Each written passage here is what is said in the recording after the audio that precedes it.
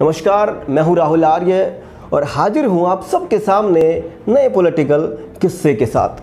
केवल 15 महीनों में 3 दफ़ा हरियाणा के मुख्यमंत्री की शपथ लेने वाला नेता बताऊंगा। उससे पहले कब कब शपथ ली वो सुन लीजिए। पहली शपथ ली 2 दिसंबर 1989 को, दूसरी शपथ ली 12 जुलाई 1990 को और तीसरी शपथ ली 22 मार्च 1991 को। केवल 15 महीनों में 3 दफ़ा शपथ और कुल 3 टुकड़ों में 194 दिन मुख्यमंत्री रहने वाले हरियाणा के ये नेता कोई और नहीं बल्कि हरियाणा के पूर्व मुख्यमंत्री ओम प्रकाश चौटाला हैं।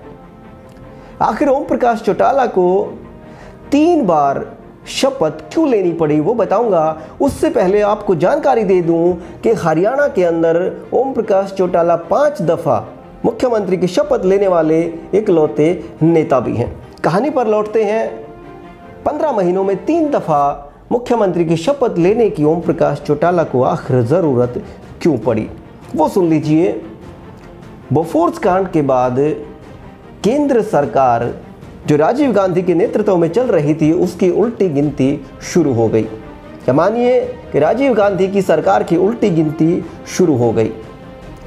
वीपी सिंह के जन मोर्चा, अजीत सिंह के लोकदल, चौधरी देवीलाल और बहुगुणा के लोकदल और जनता पार्टी को मिलाकर एक नया दल बनाया गया, नाम रखा गया जनता दल। हालांकि अजीत सिंह के लोकदल का चंद्रशेखर के नेतृत्व में चल रही जनता पार्टी में कुछ समय पहले विलय हो चुका था। उसके बाद लोकसभा चुनाव हुए। लोकसभा चुनाव में किसी भी दल को बहुमत नहीं मिला।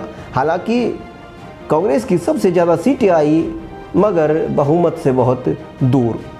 ऐसे हालात में राजीव गांधी ने सरकार बनाने का दावा पेश नहीं किया और भाजपा और वाम दलों के सहयोग से जनता दल की सरकार बनी।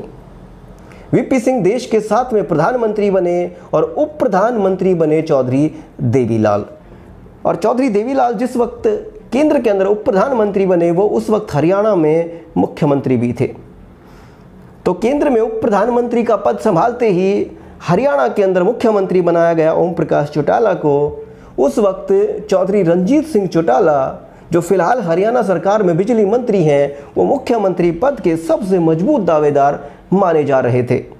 मगर बाजी हाथ लगी ओम प्रकाश चौटाला के। ओम प्रकाश चौटाला उस वक्त विधायक नहीं थे। उनको मुख्यमंत्री बने रहने के लिए 6 महीने के अंदर विधायक चुनकर आना ज़रूरी था। चौधरी देवीलाल ने अपने विधानसभा क्षेत्र महम से जो रोहतक जिले में है इस्तीफा दे दिया और ओम प्रकाश चौटाला ने वहां से चुनावी ताल ठोंक दी।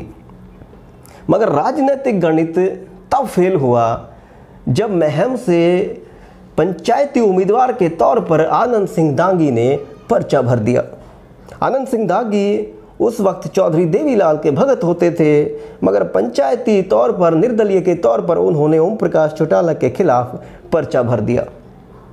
और उस चुनाव के अंदर जमकर हिंसा हुई, कई हत्याएं हुई, बूथ कैप्चरिंग तक के ओम प्रकाश चौटाला पर आरोप लगे और 28 फरवरी 1990 को उस चुनाव के अंदर हुई हिंसा को महम कांड के नाम से जाना जाता है। महम कांड की गूंज पूरे देश के अंदर सुनाई दी और ओम प्रकाश चौटाला को महम कांड के दबाव के कारण अपना इस्तीफा देना पड़ा। ओम प्रकाश चौटाला ने प्यादे के तौर पर बनारसी दास गुप्ता को हरियाणा का मुख्यमंत्री बनवा दिया और पीछे से सरकार खुद चलाते रहे। चौधरी देवीलाल की सियासी ताकत की बदौलत और बंद कमरों में सियासी तिकड़म को अंजाम देकर और दड़बा कला से उपचुनाव जीतकर ओम प्रकाश चौटाला दोबारा फिर हरियाणा के मुख्यमंत्री की शपथ लेने में कामयाब रहे। महम का चुनाव रद्द हो चुका था, उपचुनाव रद्द हो चुका था और दड़बा कला की सीट खाली हुई तो ओम प्रकाश चौटाला वहां से जीत कर आ गए और उसके बाद दोबारा फिर मुख्यमंत्री बने। मगर उनके दोबारा मुख्यमंत्री बनते ही वीपी सिंह की सरकार में चौटाला के खिलाफ बगावत हो गई। वीपी सिंह के 3 मंत्री अरुण नेहरू, आरिफ मोहम्मद और आजकल जो मेघालय के राज्यपाल हैं सत्यपाल मलिक, उन्होंने चौटाला के सीएम बने रहने के खिलाफ इस्तीफा सौंप दिया। ओम प्रकाश चौटाला को फिर झुकना पड़ा, दोबारा फिर अपना इस्तीफा देना पड़ा मुख्यमंत्री के पद से। मगर तमाम रुकावटों और बगावतों को दरकिनार कर ओम प्रकाश चौटाला ने तीसरी दफ़ा फिर हरियाणा के मुख्यमंत्री की शपथ ली। बीच में हुकुम सिंह को मुख्यमंत्री बनाया गया था, मगर तीसरी बार फिर ओम प्रकाश चौटाला आए। और ये ओम प्रकाश चौटाला की आखिरी शपथ नहीं थी, क्योंकि वो लोहिया की लाइनों को दोहराते थे कि जिंदा कौमें 5 साल इंतज़ार नहीं किया करती। ओम प्रकाश चौटाला 1999 में फिर हरियाणा के मुख्यमंत्री बने, चौथी बार, और 2 मार्च 2000 को ओम प्रकाश चौटाला ने फिर हरियाणा के मुख्यमंत्री की 5वीं दफ़ा शपथ ली, और ये शपथ संस्कृत में कुरुक्षेत्र में ली गई। तो ये था हरियाणा के पूर्व मुख्यमंत्री ओम प्रकाश चौटाला का किस्सा कैसा लगा मुझे ज़रूर बताइएगा।